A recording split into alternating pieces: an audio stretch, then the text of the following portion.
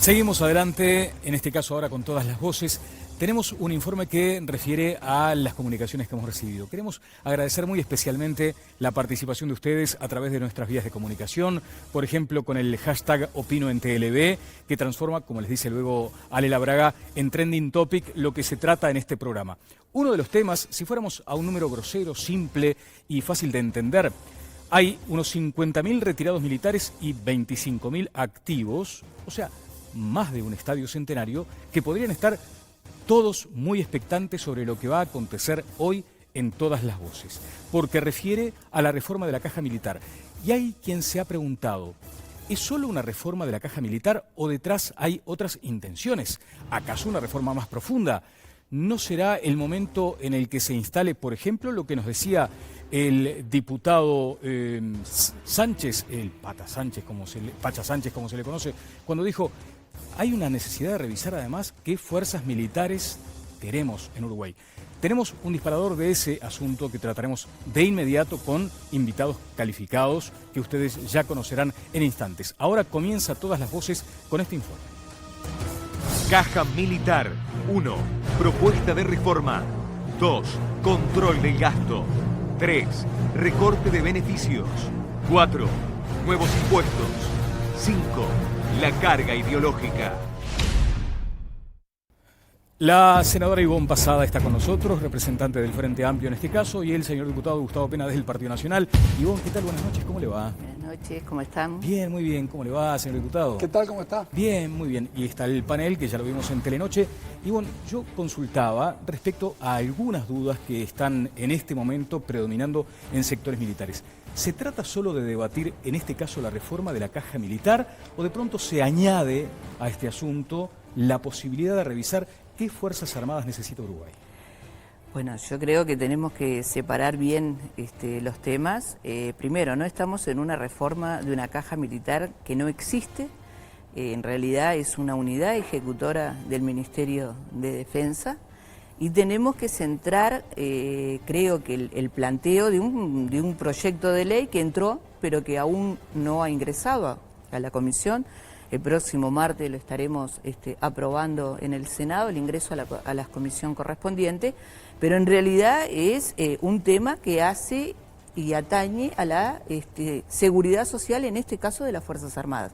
Que es bueno destacar que hace más de 4 décadas que no ha tenido reformas ni transformaciones. Atañe a la seguridad social de las Fuerzas Armadas, o sea, ¿las beneficia? Es una reforma que creo que si vamos al caso estaríamos todos de acuerdo, deberíamos estar todos de acuerdo. Después veremos los contenidos de la transformación de lo que se plantea en el proyecto de ley. Pero creo que primero lo que tenemos que destacar es el respeto a los derechos adquiridos, que eso está dentro de la ley. Es una ley que tiene un proceso progresivo, o sea que la misma no se va a aplicar a rajatabla, sino que se van a respetar justamente esos procesos, y aparte porque estamos en plena discusión. Y lo otro, que hace referencia a eso que quizás quiso decir que esté debajo de la alfombra, si hay otra discusión, no está ni en el programa del Frente Amplio, ni está en la agenda de debate del Frente Amplio, de qué Fuerzas Armadas hoy debemos de tener, si reducirlas o no. Lo que sí estamos y estaremos en una discusión futura de una ley orgánica de las Fuerzas Armadas, que yo creo que estaríamos todos de acuerdo, y ahí veremos las nuevas tecnologías, las transformaciones, el número, pero eso aún no está en la agenda. Diputado Gustavo Penades. El gobierno encara mal el tema porque lo encara por el final, que es el tema de los retiros militares, cuando lo que debería hacerse es lo que dice la senadora Pasada, es empezar a definir qué Fuerzas Armadas queremos, para qué las queremos, con cuántos componentes la queremos, y como consecuencia de eso poder analizar todo eso que requiere una serie de definiciones muy profundas. Luego encarar el tema de lo que también aquí se decía correctamente, no hay una caja militar, es un error hablar de una caja militar, es un servicio de retiros y pensiones militares. O sea que cuando se habla del déficit de la caja militar se está mintiendo, porque no existe tal déficit. ¿Cómo es eso? Claro, porque lo que existe es una transferencia de rentas generales a atender un servicio en cuanto a los retiros de los militares. Estamos hablando además, que es otro de los graves errores que se está cometiendo en esto, comparar al estatuto militar con el estatuto de los funcionarios públicos. ¿Dónde está el error allí? Que diputado? no son exactamente lo mismo. La Constitución establece clarísimamente que el estatuto del funcionario público no incluye a los militares porque estos tienen una serie de restricciones constitucionales de las que van, por ejemplo, no poder participar en política, no poder emitir opinión, estar al servicio permanente del mando superior, cumplir con órdenes, no tener vacaciones, etcétera, etcétera, etcétera, etcétera. Entonces, cuando se habla de este tema, deberíamos de encararlo por el principio, que es decir, bueno, el Uruguay, ¿qué Fuerzas Armadas necesita? ¿Qué Fuerzas Armadas quiere? ¿Con eso usted discrepa entonces? No, Yo creo que lo que tenemos que ver es el procedimiento de fondo. Yo me alegro que estemos compartiendo una misma idea en un proyecto de ley que evidentemente la discusión no se ha centrado en que es una transformación de la seguridad social. No es una caja, en eso creo que estamos coincidiendo, y bueno, y ese es el debate que vamos a tener dentro de este proyecto. Lo otro nos va a insumir otro tiempo. Pero entendí bien, ¿comparten el proyecto? No, el proyecto no lo compartimos porque lo que yo digo es, se empezó por el final. O sea, lo que se está haciendo es darle una visión economicista absolutamente equivocada a un estatuto distinto que es el que tienen las Fuerzas Armadas con el resto de los funcionarios. ¿Que hay que reformar?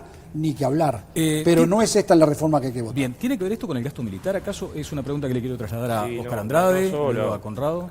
A ver, nosotros tenemos una circunstancia de inequidad que es notoria entre las formas de retiro de las Fuerzas Armadas y las formas de retiro generales. Yo creo que todos estaríamos de acuerdo en que cualquier trabajador del Uruguay al momento de jubilarse pueda jubilarse con el 100% de su salario o con más del 100% de su salario cuando genera un grado superior. Pero dice Penales que se hace mal en comparar. Bueno, yo creo que hay que comparar. No se puede comparar porque una cosa es retiro y otra jubilación. Esa posibilidad no la tenemos. Ojalá todos los trabajadores nos pudiéramos jubilar a los 49 años promedio. Ojalá tuviéramos esa condición de decir, mira, llegaba a los 49 años, que es el promedio en el que en los últimos 3 años se ha generado el retiro del personal de las Fuerzas Armadas, ojalá no tuviéramos tope en la jubilación. Ojalá todos los trabajadores no tuviéramos tope a la hora de jubilarnos. Ahora, cuando tú te vas a jubilar, cuando yo me vaya a jubilar, cuando la rusa, Roberto, se va a jubilar, te configura un tope en la jubilación. Bueno, esas circunstancias hacen la razón del artillero, que tengamos que trasladar anualmente de rentas generales más de 400 millones de dólares para asistir este sistema de retiro, que además, para mí no es un componente menor, fue votado en el año 74. ¿Esa es una cifra equivocada? A ver, la transferencia que se hace son de 400 millones, eso es cierto. Lo que no dice el señor Andrade es que, por ejemplo, los militares pagan IAS, generan 31 millones de dólares y eso va a aportarse al IPS. Lo segundo, se equivoca cuando se confunde el concepto retiro con el concepto jubilación.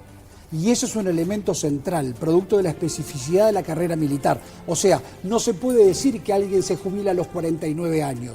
Lo que se debe de decir es que cuando se dice que se van a elevar los topes de retiro a los 60, van a distorsionar de tal manera la carrera militar que van a terminar pagando más dinero a los activos de lo que hoy se paga, y entonces el déficit que por un lado se pretende corregir se va a empezar a tener que pagar por el otro. Voy con Conrado Hughes. Antes usted quería hacer una precisión. Yo creo que en el marco de lo que está planteando Andrade, en una situación que está siendo también contemplada de qué forma serán esos retiros, en el aumento innecesario quizás de la edad para los mismos. Pero también debemos de visualizar una situación real que tiene la pirámide en lo que tiene las Fuerzas Armadas. Nosotros tenemos una situación de achatamiento, y esa situación de achatamiento, donde hay una base de lo que estaríamos hablando, lo que serían el salario más deprimido, que es la base mayor de esa pirámide, en el momento también de la jubilación o del retiro, expande a aquellos que sí tienen Ajá. mayores salarios, que hay diferencias inclusive entre las propias ramas o en la forma de retiro o en la Bien. forma de acumulación Discrepa los Penades años con de eso. jubilación. Discrepa Penades con eso, voy a volver. Está escuchando y siguiendo con atención este debate el señor general retirado Hebert Figoli, que estará con nosotros además en el programa. Conrado. Como el otro día traje un libro de 1895, hoy vine con la colección legislativa de Alonso Criado, que es de 1876.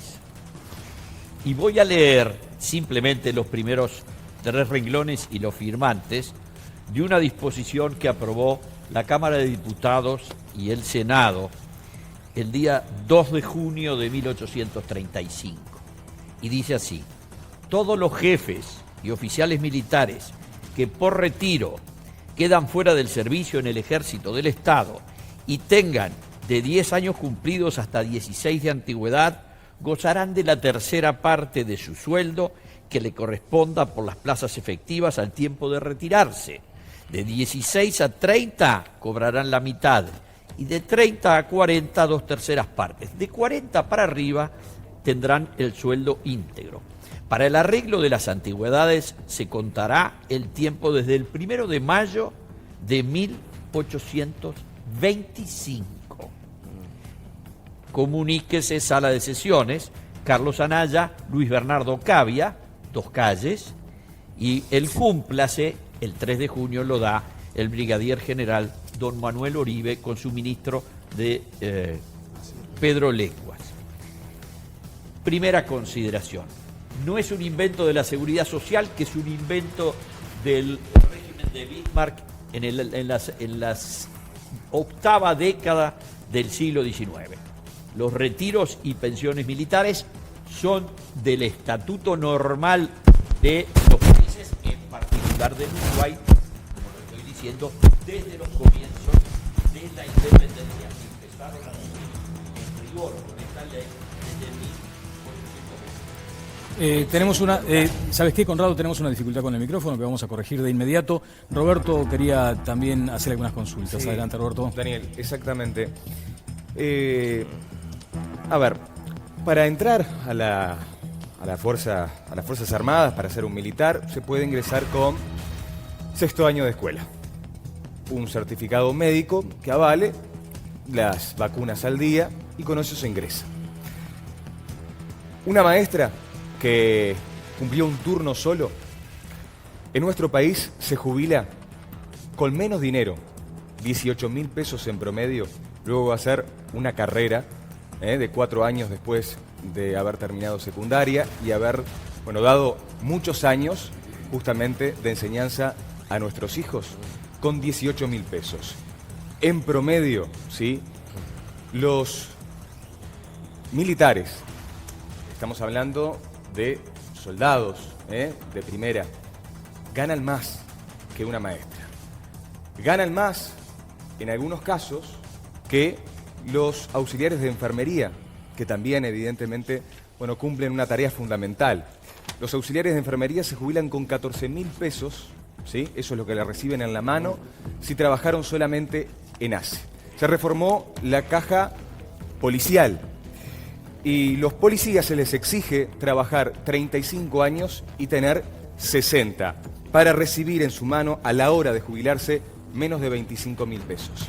La pregunta que traslado es: maestros, policías, enfermeros, que cumplen servicios importantes también en nuestra sociedad, ¿son menos que los militares? Es decir, ¿tienen que tener reglas distintas de juego a ellos? Así como, obviamente, tantas profesiones y tantos trabajadores de nuestro país. Penades. Hay una serie de equivocaciones en lo que usted está diciendo. A ver, dígame. La primera, el peor sueldo de la función pública es el de los soldados.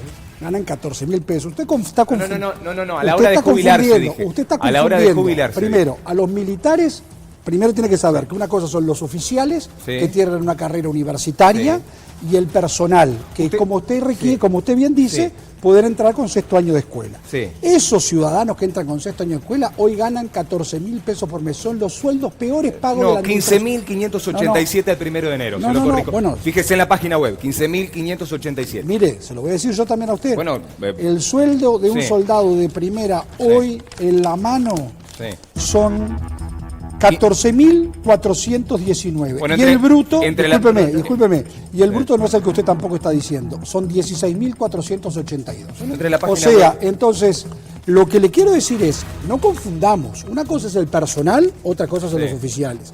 El 60% de los funcionarios del Ministerio de Defensa están por debajo de la línea de pobreza. Sí, es cierto. ¿Estamos? Lo segundo, el 60% de los retirados ganan menos de 30.000 pesos. Las manifestaciones... Que es bastante más de lo que se jubila una maestra, No, pero usted, lo ahí que está. se jubila un Pero usted enfermero está y de lo que se confundiendo jubila de un nuevo. policía. No, usted está confundiendo de vuelta, porque usted lo que dice es que, por ejemplo, una maestra que cumple un turno, la maestra no cumple un turno. A ver, yo... Cumple 4 horas, en la casa tiene que corregir los escritos, tiene que preparar las clases, cumple más. 4 horas en la escuela, después hace reunión de padres, se queda mucho más. Yo no estoy diciendo que los maestros ganen bien, para nada. O sea, usted pone una falsa... Usted me está diciendo que está mal la comparación. Usted está equivocada en la comparación, ¿por qué? Porque usted lo que pasa es que está comparando peras con papas. Los maestros, los enfermeros de ACE, por supuesto que ganan poco. Pero porque ganen poco estos y ganan menos estos, no se puede... Los maestros no son peras ni papas, son ciudadanos Bueno, está reclamando la palabra la señora senadora Yo Pasada, creo por favor. que volvemos a dar la discusión sobre el tema de la ley que vamos a tener en tratamiento en forma incorrecta. Si vamos a comparar salarios de salario y de salarios de cómo venían, yo provengo de la educación y en el 2004 mi salario era de 4.500 pesos. Y ojalá hubiera tenido las transformaciones que tendría que haber tenido en su momento, que no las tuve, que no había negociación colectiva y que el salario estaba cada vez más deprimido.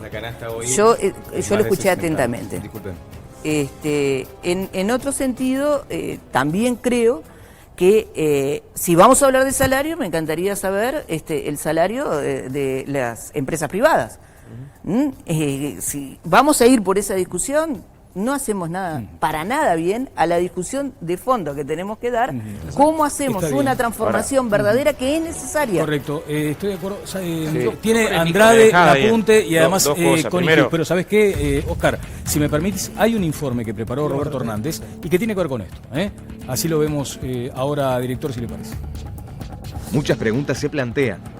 ¿Por qué ahora y no desde que el Frente Amplio es gobierno? ¿Por qué no se pensó esto cuando Fernández Huidobro vivía y era el ministro de Defensa? ¿Por qué justo el MPP, sector con un pasado más revolucionario y en teoría más enfrentado a los militares, es el que más peros ha puesto a la hora de modificar este régimen? ¿Por qué la oposición prácticamente se niega a reformar esta caja militar que no se precisa analizar 2 veces para comprender que es ventajosa respecto al sistema previsional de la mayoría de los uruguayos? Pero miremos y comparemos. A la salida de la dictadura, había cerca de 43.000 efectivos activos en las Fuerzas Armadas que contaban con unos 20.000 retirados. 3 décadas después, en actividad, hay 27.000 personas frente a 50.000 jubilados. La caja militar le significa al Estado $8.100 al año por cada jubilado o pensionista. Se trata de un monto superior a los $3.500 de la caja policial, a los $1.600 de la bancaria y a los $700 que se transfiere el BPS por cada jubilado. El promedio de jubilaciones en BPS está por debajo de los 20.000 pesos, mientras que el tope establecido supera los 50.000. El personal subalterno de las Fuerzas Armadas está dentro de los parámetros de los montos de Uruguay. Pero en el caso de los oficiales, jefes y oficiales superiores, supera el tope de la mayoría de los que están mirando todas las voces. Dependerá si el retiro es voluntario o por edad, pero puede ir de los 60 a los 120.000 pesos. Es justo que casi el resto de los uruguayos puedan alcanzar como máximo una jubilación que sea inferior a la mitad que un oficial militar, pero pongamos un ejemplo concreto. Un coronel, cuya remuneración nominal es de casi 99.000 pesos, al retirarse lo hará con una jubilación de entre 87 y 126% con respecto a lo que era su salario. Esa tasa puede llegar al 135% en los capitanes, al 154% en los mayores y puede superar el 200% en el personal subalterno, con una edad de retiro promedio de 50 años. Siendo objetivos, que este sistema permita jubilarse antes, con un salario que corresponde a un grado superior al que desempeñaba el militar, y que los topes sean bastante por encima del resto y en muchos casos que los saberes jubilatorios superen el salario, no parece justo. Hasta aquí hablamos de las jubilaciones, pero no podemos dejar de hablar de una reforma de la caja militar sin mencionar la situación de la mayoría de los militares. Más de la mitad de los soldados y marineros perciben hoy ingresos que apenas superan los 15.000 pesos mensuales. La mayoría elige ir a misiones de paz una y otra vez, estando muchos meses lejos de su gente y su familia por razones económicas. Es que en estas misiones, cada mes, ganan más del doble de su sueldo. La decisión de sacar las tropas uruguayas de Haití fue lamentada por miles de soldados que encontraban allí una salida a su compleja situación económica. Esta es la tabla de remuneraciones por grado del personal. Un soldado de primera tiene un salario líquido de 15.587 pesos, mientras que un general percibe más de 92.000 pesos en su mano cada mes. ¿Hay que hablar solo de la reforma de la caja militar o hay que mirar más allá y reformar la carrera militar? ¿Queremos muchos soldados que ganen poco, sean pobres? ¿O queremos menos, más preparados y mejores remunerados? ¿Queremos una armada cuya flota es casi obsoleta y que no puede cumplir misiones en alta mar por la cantidad de días que le llevaría llegar con un buque viejo y oxidado? Hay que cambiar, pero solo reformar la caja militar. Este es el informe de Roberto Hernández. ¿Decía, senadora? Primero, esto es totalmente efectista y que llevaría a tener varios temas en tratamiento, no solamente el tema de la ley que está planteando. El tema de lo de Haití no es que estén lamentablemente que no estén en Haití, sino que hubo una decisión política y llevada al gobierno porque habían alcanzado lo necesario de estar allí las misiones y porque había un proceso de paz ahí llevándose y bueno, que había que respetarlo y estaba cumplido eso dentro de UNASUR.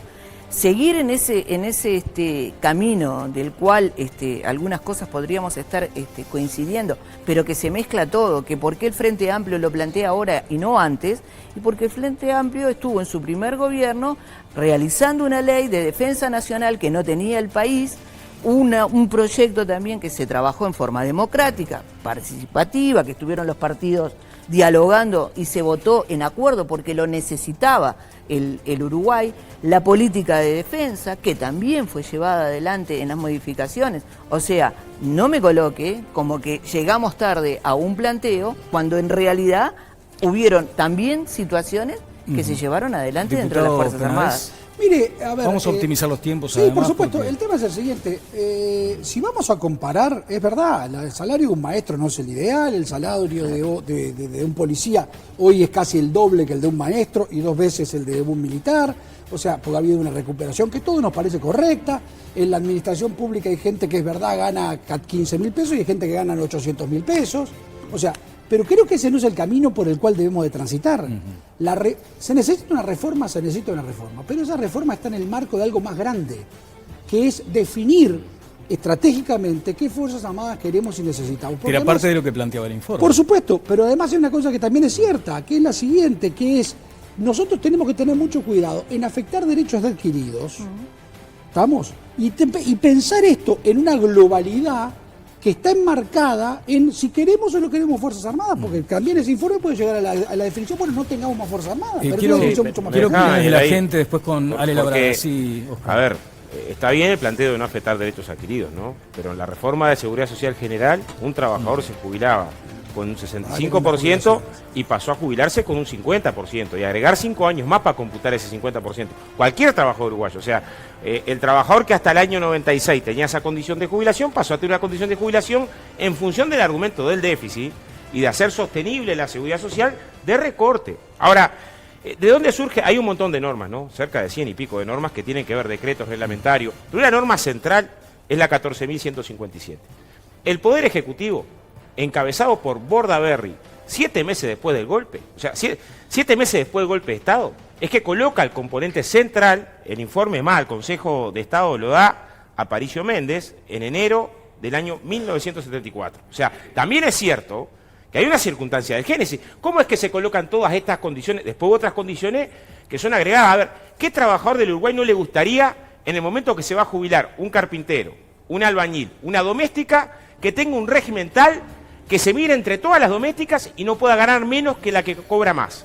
Conrado. Esa es la condición que existe en la ley, acá sí en democracia, del año 94, 28 de noviembre del 94, miremos la fecha, ¿no? En el medio de las elecciones, que establece para las Fuerzas Armadas una condición que nadie tiene, que es, se jubila un sargento, hay que ver todos los sargentos, el más alto sueldo es el que te va a tocar. Conrado. El tema de las jubilaciones y pensiones militares es un tema fiscal. Estamos ignorando eso. Es un tema fiscal. Están en el presupuesto nacional, no es una caja, lo dijeron la senadora y el diputado Penades, no es una caja. Por lo tanto, los temas fiscales deben ser objeto de análisis económico. En el caso de instrumentos de liquidación o pago después del periodo de trabajo, forman parte de un cuerpo de disciplinas dentro de la matemática económica que se conoce con el nombre de matemática actuarial. Lo único que se puede estar haciendo ahora, en virtud de que tenemos un problema fiscal y tenemos 400 millones de dólares que hay que transferirle a la seguridad social de los funcionarios del Ministerio de Defensa y de las tropas, y tenemos un problema fiscal del BPS, porque en las transferencias de seguridad social en el presupuesto son 3.000, aquí tengo la cifra, 3.300 millones, hay que analizarlo no en la globalidad del destino de los militares. En los militares para adelante parece que las propuestas de la ley son bastante sensatas. Establecen un régimen nuevo para los recién incorporados, un régimen intermedio para los que tienen entre 10 y 20 años y conservan el régimen anterior para los que tienen más de 20 años. Pero eso no tiene absolutamente nada que ver con qué Fuerzas Armadas queremos tener en el año 2050. Gracias, Conrado. Nos quedan 2 minutos para cada uno de ustedes, senadora. Me parece mentira estar coincidiendo con Conrado. En la ley en ningún momento está hablando de qué Fuerzas Armadas queremos para el 2050. Ese será otro tema que deberemos abordar como un debate realmente serio y de futuro, pero no muy lejos lo debemos realizar. Entonces yo creo que debemos empezar el mismo en los próximos días. No tenemos el conocimiento total de la ley, fue presentada recién hace apenas muy poco, y creo que lo que debe de quedar es aquellas cosas que hacen a la injusticia en materia de seguridad, en materia de pensiones, en materia de jubilaciones, bueno, va a ser atendido y va a ser gradual y no va a cambiarse en un proceso inmediato. Bien. Por eso quiero agregar una cosa, no va a tener un efecto en el tema fiscal, ¿no? Una reforma de seguridad social, como en este caso, no es que al otro día cambia. ¿Por qué? Porque primero es gradual, segundo, tiene que ir proyectándose y los efectos van a ser a posteriori. Y una cosa más, el Frente Amplio, cuando asumió, también en el pleno periodo de la democracia, hubo una recomposición de la carrera de todos los militares constitucionalistas que hicieron una defensa y parte de esos 400 millones, 140 millones pertenecen para esa gama de militares que se le tuvo que recomponer la carrera, que se le tuvo que dar. Entonces, hay que discutirlo fuera de algunos temas que se abordaron recién en el medio. Cerramos, diputado Penades, le agradezco mucho. Si el tema no es fiscal, porque parecería ser que no es fiscal, entonces el argumento de que los 400 millones de déficit es el motivo por el cual promueven la reforma, se cae. Si el problema no es fiscal, entonces no es necesario discutirlo. Yo no dije eso. No. El problema sí es fiscal. Bueno, claro. El problema es fiscal. La senadora acaba de decir que el problema no era fiscal. Yo no dije que no era fiscal. Como la consecuencia de la gradualidad hace que esos 400 millones de déficit no va a ser no se termine de un día para el otro, es fiscal y eso en el marco de una discusión mucho más global es de donde se debe encarar. Primer tema. Segundo tema, acá se decía que todos se jubilan con el grado superior. Mentiras. Solamente el 38% y luego de cubrir una cantidad de requisitos. Nadie dijo todo, ¿no? No, pero también. Segundo, el 60% del personal que hoy está retirado cobra menos de 30.000 pesos. Solamente uno, que es gracias a esa recuperación que se hizo, esa reparación, gana 280.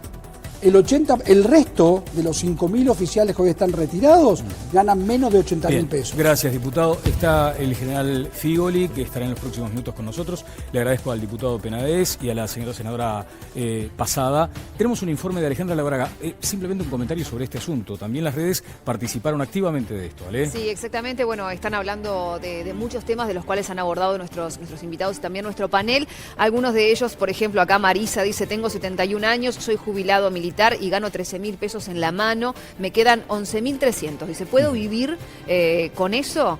Después, por acá también Pepe dice, ¿cuándo van a hablar de las jubilaciones privilegiadas y topes de los legisladores? ¿No? Bueno, que hay varios que han tocado también el tema. Ya hay algo de eso. Bueno, muy bien. Vamos ahora a otro asunto. Hoy le preguntaba tanto a Conrado como a Oscar si sentían que había vulneraciones a su intimidad, con eso de las redes sociales, con el derecho a preservar la intimidad de cada uno, y cuán vigilados estamos por el Estado. Preparaste un informe sobre eso, ¿vale? Exactamente, porque muchas veces utilizamos las redes sociales o el Internet en general y damos datos de nuestra vida que por ahí ni pensamos que van a tener total publicidad y que cualquier persona en determinado lugar del mundo puede llegar simplemente googleando a encontrar esos datos. Así que si les parece, vamos a comenzar el tema con este informe. La protección de datos personales en Uruguay. Internet forma parte de la vida cotidiana de la mayor parte del mundial, y Uruguay no es la excepción. Pero así como podemos acceder a mucha información a través de la red de redes, también nuestros datos personales pasan a formar parte de una esfera pública que a veces ignoramos. Yo, que te conozco bien. Nuestros perfiles en las redes sociales pasaron a ser verdaderas identidades digitales. Nuestro nombre y apellido, documento de identidad, fotografías, lazos familiares, dirección, teléfono, la voz, todo lo que habla de quiénes somos, dónde vivimos, qué hacemos y cuáles son nuestras preferencias, pasa a ser público. El uso responsable de Internet debe venir acompañado del conocimiento de los derechos a la protección de nuestros datos de carácter personal, sabiendo que podemos decidir quién los maneja y para qué los utiliza. Free Pass. Como usuarios, debemos tener en cuenta que todo lo que se publica en Facebook, Twitter y otras redes sociales masivas es en principio público, es decir, que cualquier persona en cualquier lugar del mundo podrá acceder a ello por el mero hecho de ser parte de la comunidad de esa red social. Búsqueda implacable. Es tal la penetración de los buscadores que se han creado nuevos verbos, como googlear. Esto trajo aparejado que, con el hecho de poner nuestro nombre en el buscador, aparezca una enorme cantidad de noticias, imágenes y datos relacionados con nuestra persona, convirtiéndose en una especie de biografía pública al alcance de todos y sin restricciones.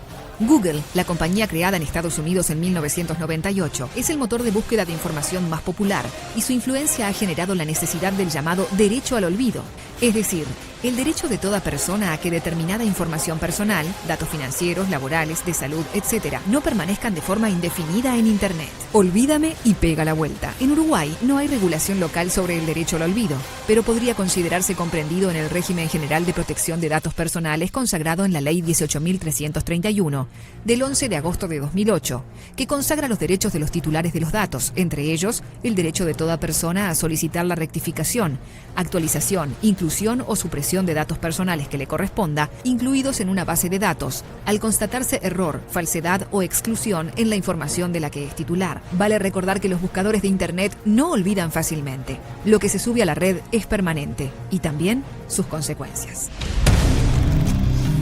Es muy grato recibir a Pablo Schiavi. ¿Qué tal, Pablo? Buenas noches. Y a Roberto Balaguer, una vez más por acá. Muchísimas gracias, Roberto. Este gesto, ¿no?, que creo que lo hacemos cotidianamente, el tapar la camarita. ¿Cuántas veces nos hemos preguntado, nos están espiando por acá? Un primer mito, para entrar en tema, sé que de pronto es algo anecdótico, casi, digamos, irrelevante. ¿Pero nos vigilan por acá, Pablo, por ejemplo? Seguramente sí. ¿Sí? Seguramente sí. Mirá vos. Hay una película del agente de la CIA, Snowden, claro, reciente, que ha causado mucho impacto, que toda la vorágine que genera esa persecución, donde él termina ahora que está no se sabe dónde, en un lado o en otro, él tenía esa fobia de no poder mirar el visor de la pantalla.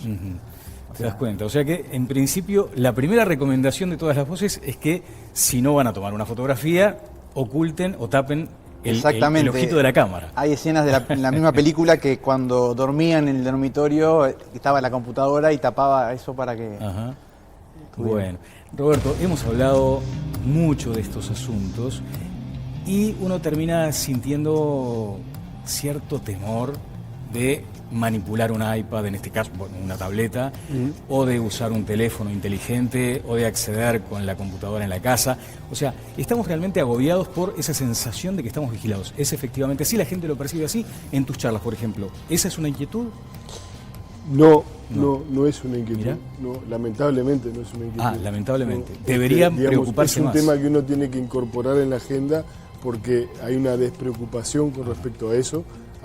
Por un lado hay cierta ignorancia, por otro lado hay cierta minimización de esto, es decir, no parece ser importante. Lo toman con esa frivolidad, Eso es esperable, digamos, en los jóvenes, ¿no? Pero lo que no es esperable es en los adultos padres que no entiendan que esta generación se va a ver afectada por estas cuestiones que tienen que ver con los datos y con la identidad digital y que puede llevar a que sus hijos puedan tener opciones o puedan dejar de tomar opciones por los datos que ellos están dando.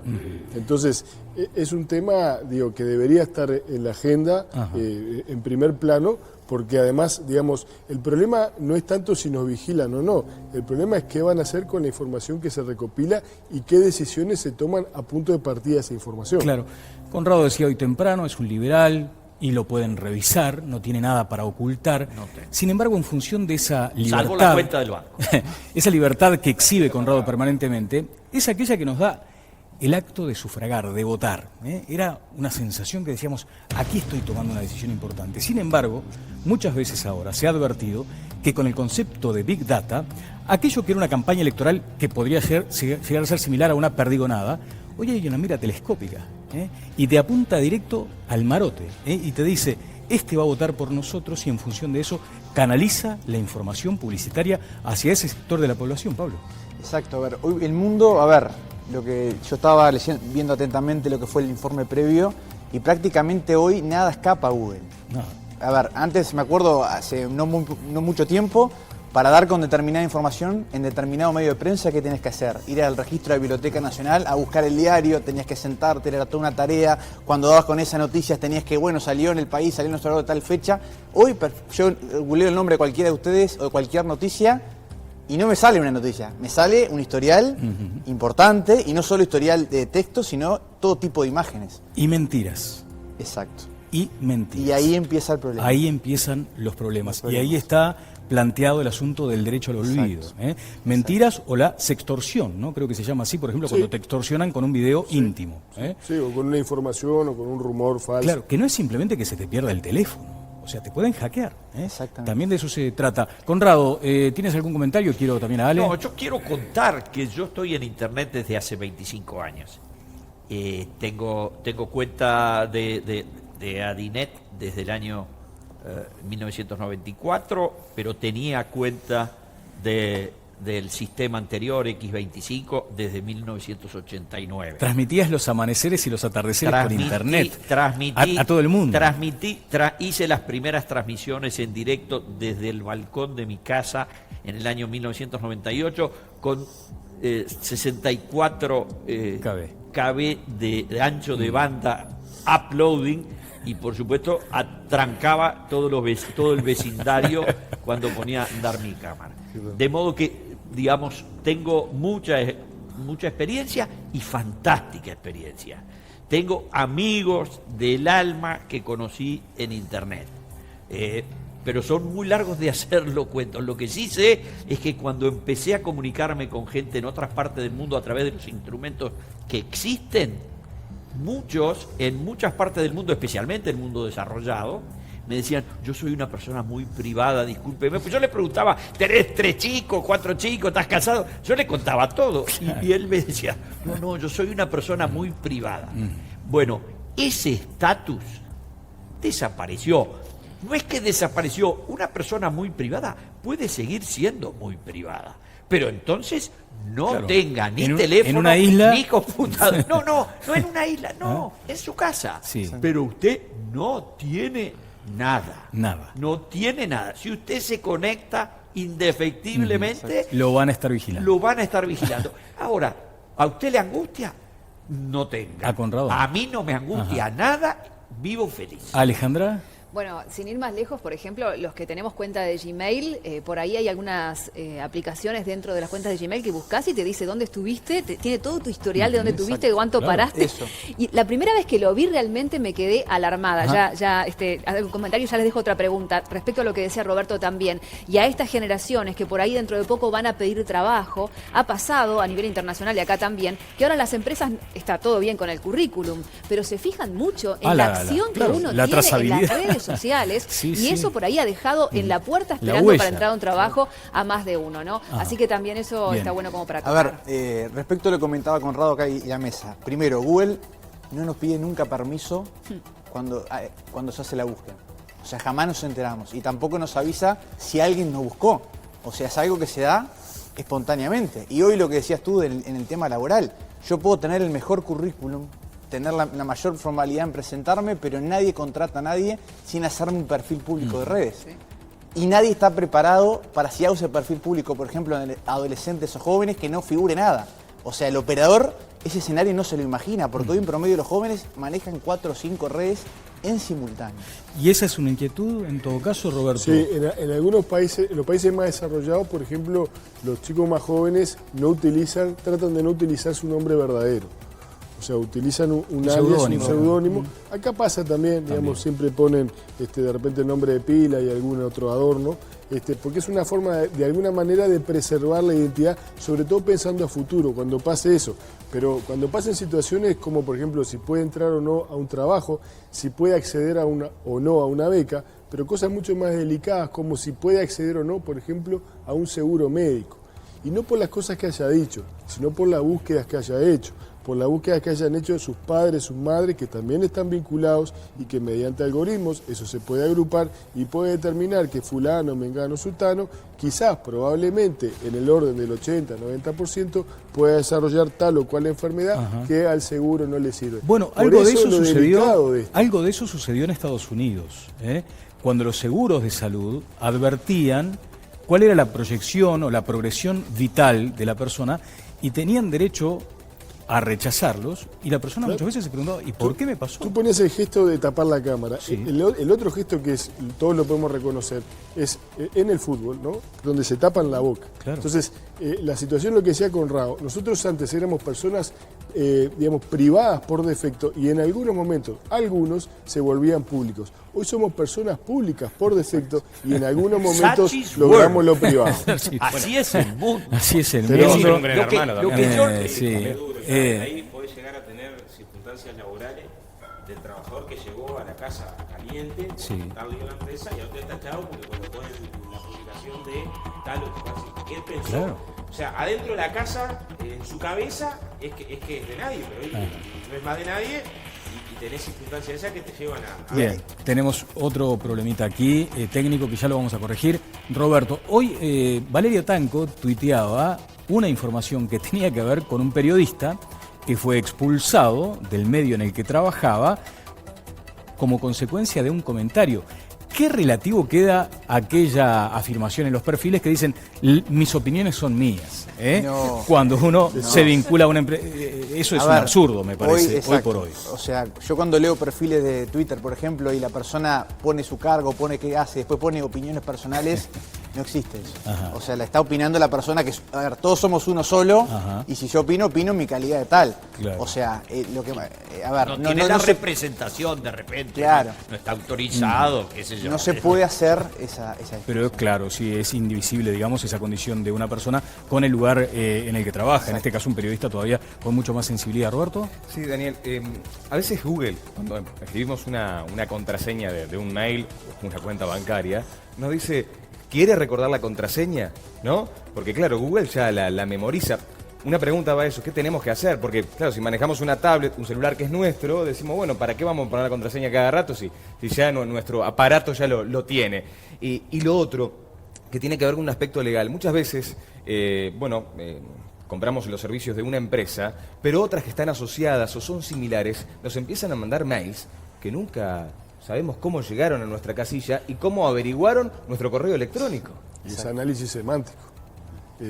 Todo lo que tú estás escribiendo, todo lo que estás, no solo eso, lo que estás navegando, una búsqueda en Google, vos tenés por lo menos 2 tipos de trazas. Las declarativas, que es lo que las personas a veces se preocupan y dicen, yo dije tal cosa, yo me cuido de no decir la dirección, me cuido de no decir trabajo, pero de repente usa Waze, usa Google Maps y pone de casa a trabajo. O sea que no lo estás diciendo, pero lo estás haciendo. Y todo eso se agrupa, y cuando entonces vos escribís un mail a un amigo, estoy pensando en irme, yo qué sé, para Catamarca, ¿no? Te aparece después, viaje a Catamarca, booking, alójese en Catamarca, Sí, ¿no? exactamente. No son adivinos, simplemente tienen acceso, digamos, a ese contenido que tú mismo estás poniendo. Quedó pendiente el comentario de Óscar Andrade. Pablo... No, respecto a la pregunta, si me preguntás, cuando te ponen guardar La contraseña. pone que no.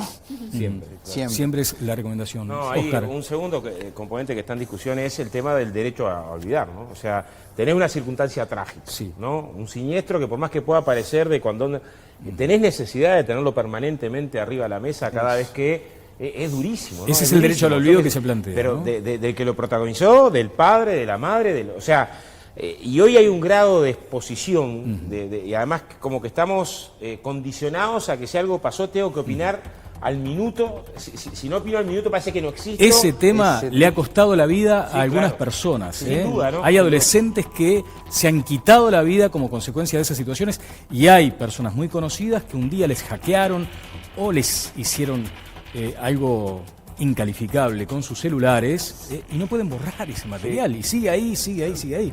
A ver, El derecho al olvido. El derecho al olvido, como dice Óscar. O sea, fíjese qué loco está el mundo que estamos hablando de un derecho nuevo, que sería una proyección nueva de este derecho de datos personales, porque tenemos derecho a olvidar. O sea, no puede ser... A ver, se plantea el tema de la doble condena. Una persona, por ejemplo, tuvo un accidente de tránsito. Fue el responsable. Bueno, esa persona pasó por un proceso penal y fue condenado. Ahora, capaz que pasan 5 años y pone su nombre y sigue vinculada la noticia al hecho. O sea, mirarlo del punto de vista del responsable o del punto de vista de las víctimas. Entonces plantea, ¿cómo hacemos? Esto recién en Europa se ha tratado en el 2014, que los ciudadanos europeos ahora tienen derecho a pedirle a Google, sacame cuando la noticia me perjudica. Y en 5 años se presentaron más de 500.000 solicitudes. El tema que acá está muy... Claro. Todavía en pañales, ¿no? Sí, uno se siente Hice muy la vulnerable. prueba, ¿eh? ¿Sí? Hice la prueba. A ver, Se googleó. Me googleé que hacía años que no lo hacía. Ah. En todas estoy, Impecable. soy yo, Sí. y aparezco en televisión hablando del estadio de Peñarol, hablando de Alur contra Raulito Sendic. Ese soy ese yo. es Connie sin duda. Ahora, claro, un día te pueden hackear la cuenta y te pueden, por ejemplo, postear un elogio a Raúl Sendic. Está bien, puede ocurrir. Bueno. Y yo creo que nadie va a creer. Nadie lo creería, ¿no? Yo creo que no.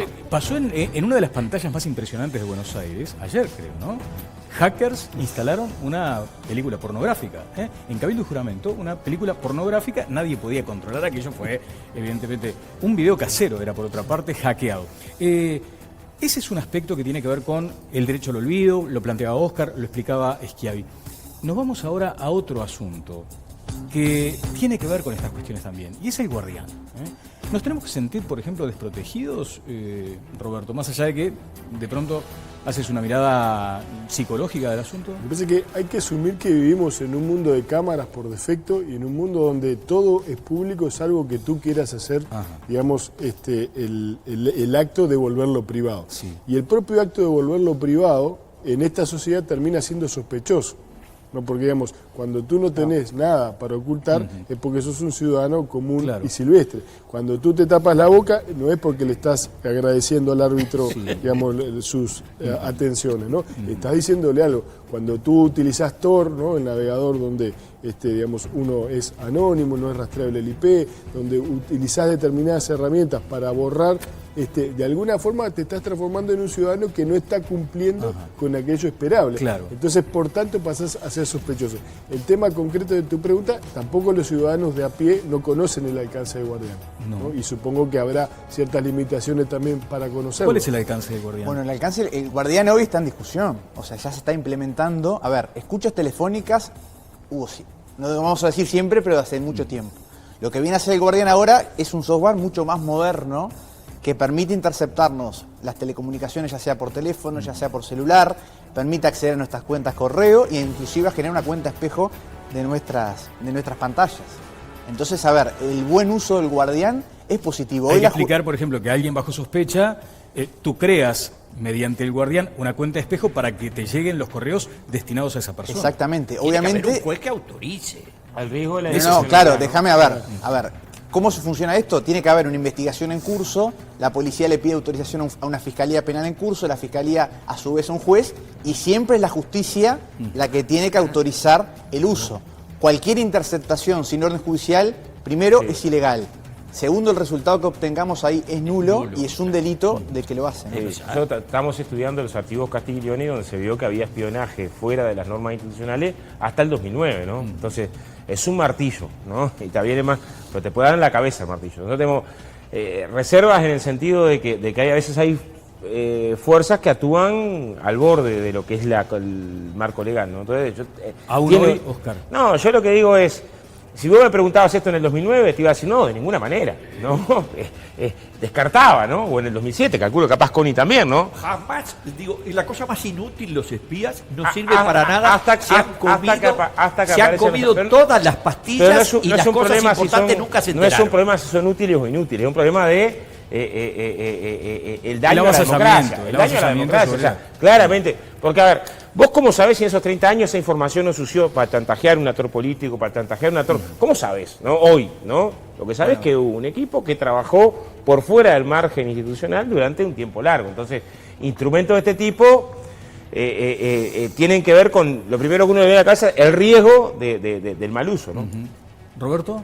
No, estaba pensando exactamente en todo lo que estamos diciendo, en todo lo que estamos comentando acá.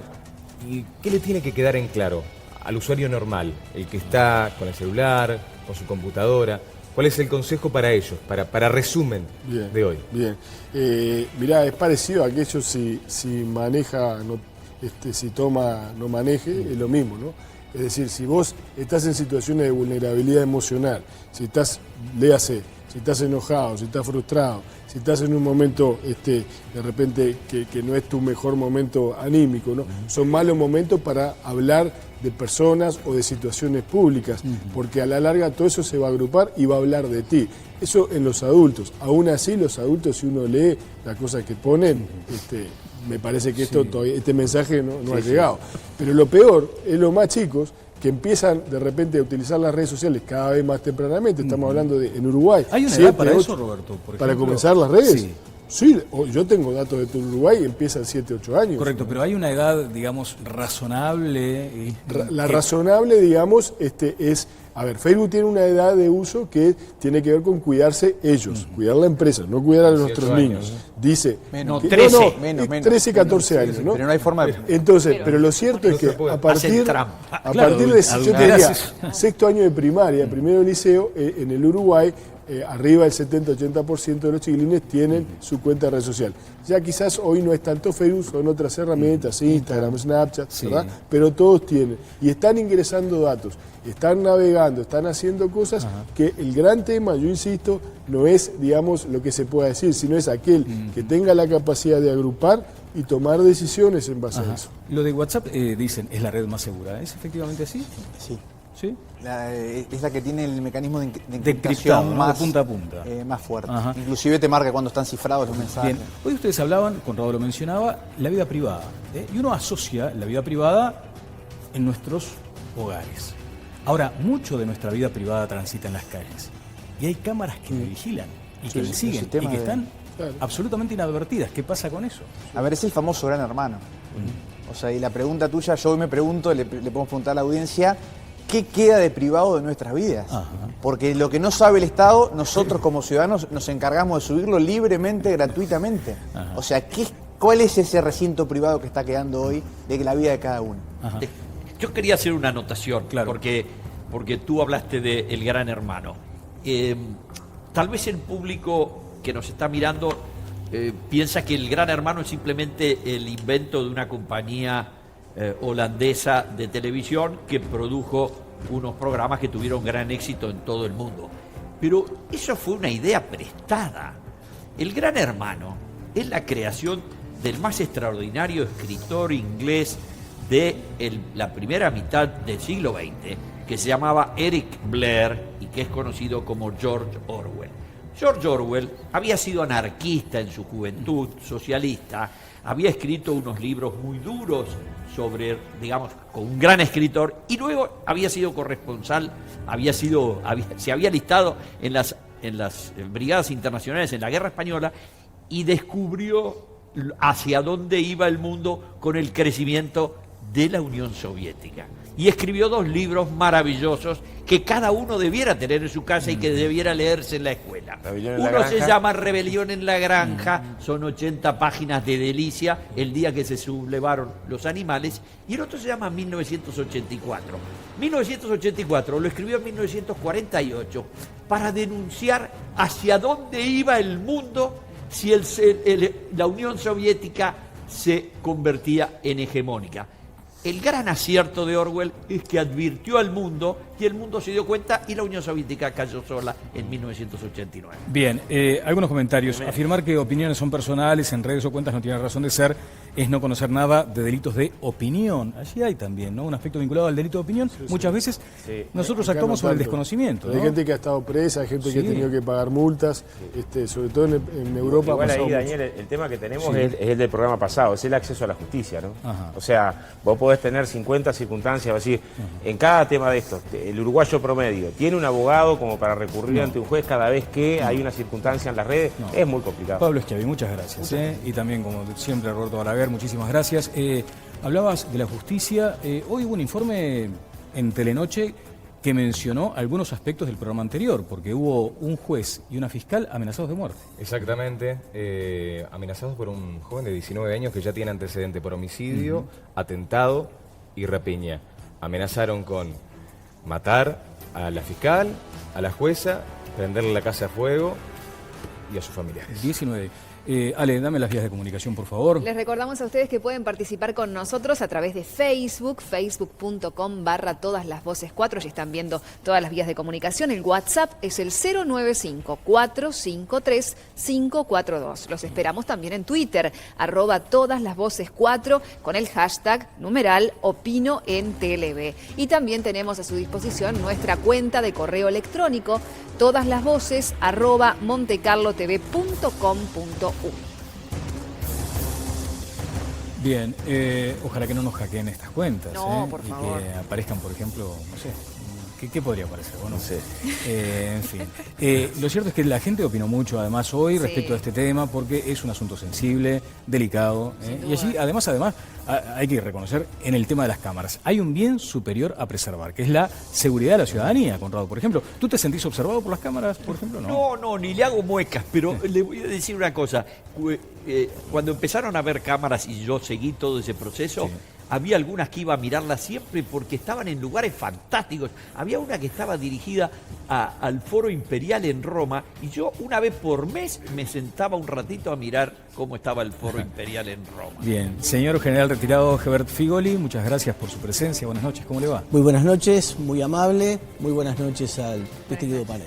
Estuvo siguiendo de cerca el primer tramo del programa. ¿Quiere hacer algunos comentarios sobre ese primer segmento, general? A ver, hemos recibido, en principio con agrado, porque hay múltiples coincidencias, a pesar de que teníamos representantes del oficialismo, del gobierno y de la oposición, pero veo que hay múltiples miradas que podrían ser fácilmente consensuadas. A ver.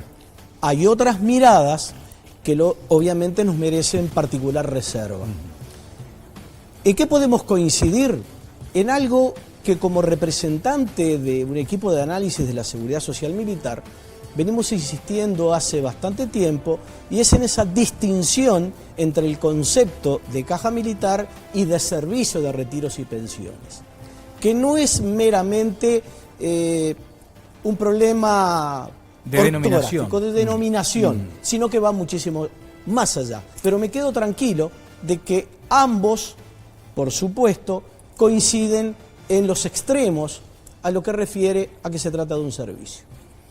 Después, ¿cómo no coincidir, por supuesto, en una reforma del servicio de retiros y pensiones en el marco de una visión general, amplia, holística, en donde, a lo que escuché de la señora senadora, en este caso el orden de los factores sí altera el producto. Cuénteme por qué, Figoli. Porque estamos pensando en el fin de la profesión militar. Ya cuando pasamos a situación de retiro, que no es de ninguna manera un estado de jubilación, porque no pasamos a retiro por vejez, sino porque desde el punto de vista psicofísico, desde el punto de vista de las exigencias de una profesión tan peculiar, se entiende que son los años necesarios como para dejar el servicio activo y pasar a una situación de lo que denominamos reserva disponible. Entonces, pensar en el fin sin pensar en el principio nos hace perder ese hilo conductor que va desde que ingresamos a los aparatos castrenses, se desarrolla toda nuestra vida militar, planes de carrera, años de servicio, para llegar al final. Entonces, pensar desde un punto de vista fiscal, economicista, económico, de reducción, de más impuestos, sin pensar en el inicio, en donde van a estar los salarios de los cuales van a salir los aportes personales, los aportes patronales, etcétera, etcétera, hacia lo que puede ser la pasividad, razón por la cual hemos quedado desde hace varios años, finalizado el periodo de sección constitucional, a partir de 1985, empieza a caer por decisiones políticas que no abrimos juicio de valor, pero que en este momento hacen que sean la relación de dos pasivos a un activo, sí, hace que justamente se produzca, claro, entre eso y otros muchos motivos, nuestros puntos de vista al respecto. A ver, señor general retirado, si estoy entendiendo, ustedes entienden que decisiones políticas fueron, se ha utilizado un término, asfixiando, pero prefiero no utilizarlo, fueron achicando, en términos numéricos, a las Fuerzas Armadas. En consecuencia, hay menos activos para pagarle a más pasivos. Esa es la relación que hoy se establece. Correcto. Ahora, hay un dato incontrastable y es ese número que se establece como déficit. ¿Cómo se atiende esa situación? En nuestra visión, si no es caja, si no hay capacidad para gerenciar los recursos, si no hay capacidad para producir recursos, como otras cajas sí lo tienen, inversiones forestales, préstamos, depósitos y toda la gama de cosas que se pueden hacer, estamos hablando de un servicio que tiene una cantidad de pensionistas y retirados que corresponde pagar, recibe de la administración lo que hay que pagar y cierra a cero, sin capacidad de gestión, sin capacidad de obtener recursos propios, sin capacidad de designar a sus propios directores, en tanto, como explicaba el diputado Penades, unidad ejecutora del Ministerio de Defensa Nacional. Entonces, hablemos de asistencia financiera, que es distinto, que no es déficit, porque si no administramos recursos y cerramos a cero, ¿qué déficit estamos hablando? Segundo, cantidad de leyes en democracia y alejadas, señor Andrade, del año 1974, durante el periodo de facto, han determinado que concepto de rentas generales o de mayor asistencia determine estos cantidad de millones de dólares. El año pasado la asistencia fue de 356 millones de dólares. Y hoy es más de 400. Fue 356 porque estila en muchas oportunidades autoridades jerarcas del Ministerio de Economía y Finanzas y más recientemente del Ministerio de Trabajo y Seguridad Social, de inflar de alguna manera sin considerar que hay una cantidad de dinero, de millones, como lo expresaba la senadora, que forman parte de Montepío, que forman parte de el IAS, que se habló de 32 millones, pero este año el IAS que va para el Banco de Previsión Social, Daniel, va a ser de 42 millones de dólares. ¿Se está inflando la cifra desde su punto de vista, Figueroa? Resultan infladas en su concepción global. Ajá. Y se dígame está una cosa. generalizando y al generalizar se omite. Y cuando se omite conducimos a errores de interpretación. Pasada, Penades, Conrado, hablaron de que este es un asunto fiscal. ¿Usted entiende que hay también connotaciones políticas? Claro. Óscar. Sí, a ver. Nosotros podemos traer trabajo, de hecho estamos haciendo algunos con la Cátedra de Salud Laboral respecto a cómo algunos trabajos generan envejecimiento precoz, ¿no? Y después cómo generamos condiciones para una cobertura de seguridad social acorde. Por esa tensión psicofísica la que hablaba industria del- frigorífica seguro, y la industria de la construcción otra, la pesca. Y podemos tener qué condiciones jubilatorias tienen esos trabajadores que mueren 5 y 6 años antes que el promedio, ¿no? Cuestión que no está constatada. ¿En qué sectores, En el decías? sector de la industria ¿De la frigorífica, pesca? en el sector de la construcción, en el sector de la pesca, producto del envejecimiento por las condiciones extremadamente duras de trabajo a lo largo de toda la vida, ¿no? Como en la Argentina, un trabajador de industria frigorífica, 25 años de trabajo valen 35. O sea, a ver, el ideal de seguridad social es un concepto a construir. Hoy no lo tenemos y tenemos una condición de franca inequidad en las condiciones de retiro del personal militar, sobre todo en los más altos rangos, porque acá se habla de los 50.000. Yo te voy a poner un dato, Daniel. De los 49.558 pasivos, ¿no? De los 49.558 pasivos, hay 40.306 que el componente de asistencia agregado pagan cero. Y más de 2/3 de lo que está en 2.600 militares, que son los que ganan más. ¿De dónde son esos datos? Datos del Ministerio de Economía y Finanzas. O sea, pero lo que digo es, a veces tenemos una discusión de querer colocar los 50.000 en la discusión, cuando no estamos hablando de los 50.000.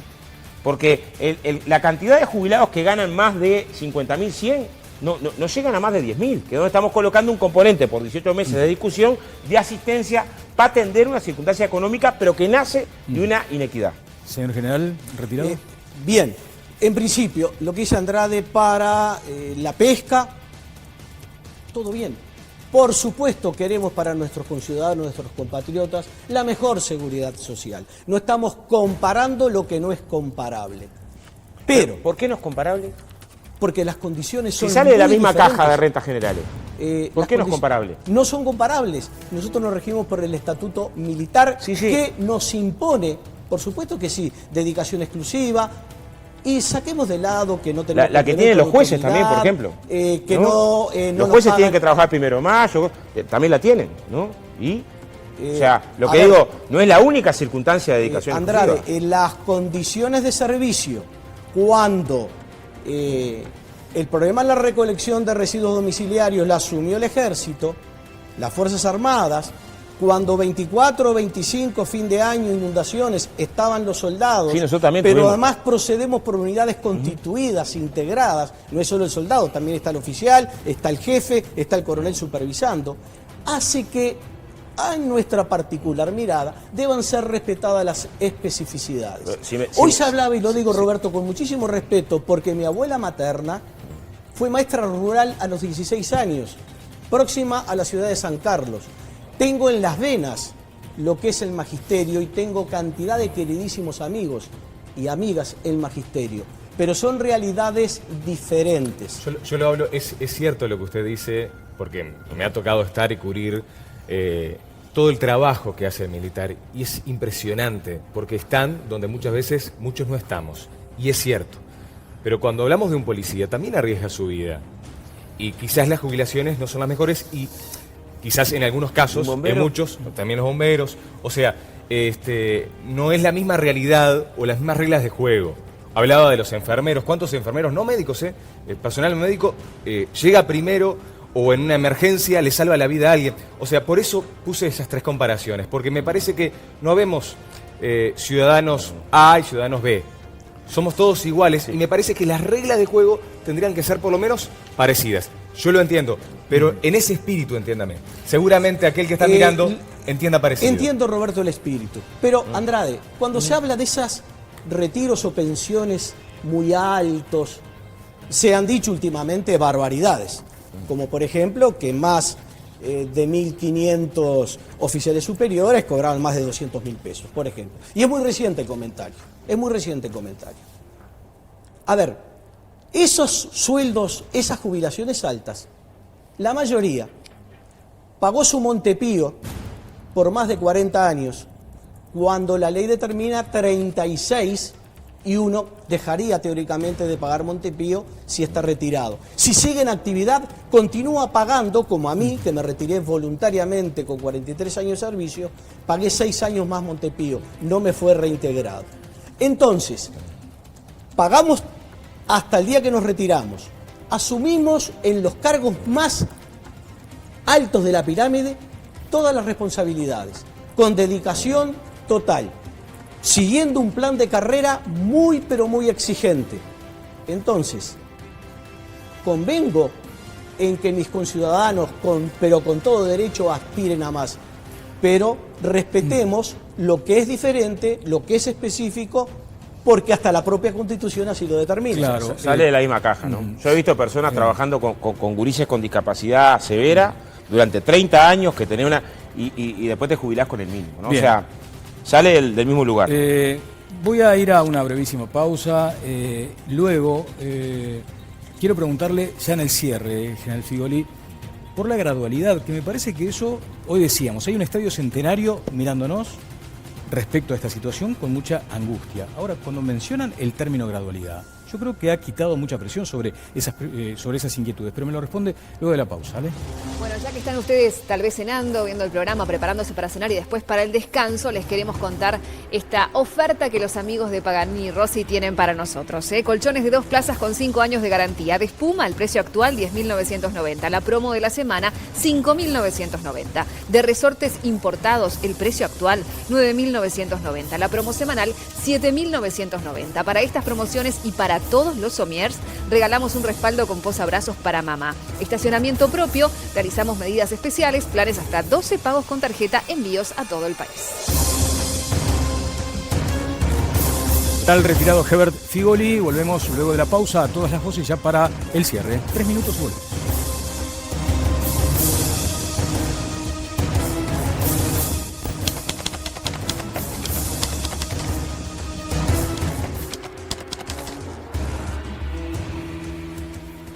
Estamos cerrando todas las voces, una discusión interesantísima, se insinuó allí. Si el teléfono, ¿cómo es eso, Oscar? ¿El teléfono celular? El teléfono lo móvil, inventaron los el rusos. soviético, pues, Fue no soviético. tenía que usarlo.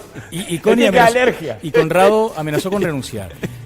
General retirado Herbert Figoli, le agradezco mucho estos minutos.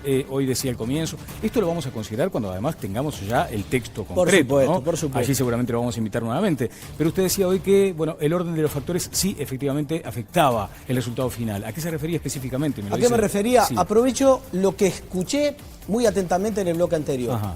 Se habla de seguridad, se habla de todos los medios actualmente que reporta la tecnología. El mundo en transición, el mundo en cambio. ¿Cuán preparadas están las Fuerzas Armadas a hoy para cumplir con los roles y misiones en este mundo? Ajá. ¿Seguridad interna, por ejemplo? No. A menos que se lo pida... la situación así lo determine, porque de todas maneras, quien tiene la responsabilidad por determinar la Fuerza Armada es la Asamblea General, es el Parlamento. Entonces, pensar en el extremo del retiro, sin pensar en forma global qué Fuerzas Armadas queremos, para qué las queremos, cuáles son los probables escenarios de conflicto, hacen que a la pregunta de la progresividad, desde mi modesto punto de vista, progresivamente y en matriz de planificación, al más alto nivel, habría que entrar a repensar frente a los nuevos desafíos. Lo esperamos cuando esté... Perdón, no invalida Sí. que este proyecto, en términos de progresividad, no nos convenza del todo. Y es más, hubieron propuestas muy claras por parte de los comandantes en jefe de las Fuerzas Armadas, al Ministerio de Defensa Nacional, en donde en 20 años, en forma progresiva, en 20 años, sin lesionar tanto, se reducía un 50% de la asistencia financiera de la Administración Central del Estado al servicio relacionado. Muchas gracias. Estuvo con nosotros el general retirado Herbert Figoli hablando de este tema que nos va a convocar nuevamente. Y de pronto estará el propio general retirado nuevamente aquí en el estudio. Muchas gracias al panel como siempre. Han quedado muchísimas cuestiones por considerar. Nos estamos viendo el próximo martes 20 y 30 en todas las voces aquí en Monte Carlo Televisión. Que pasen bien.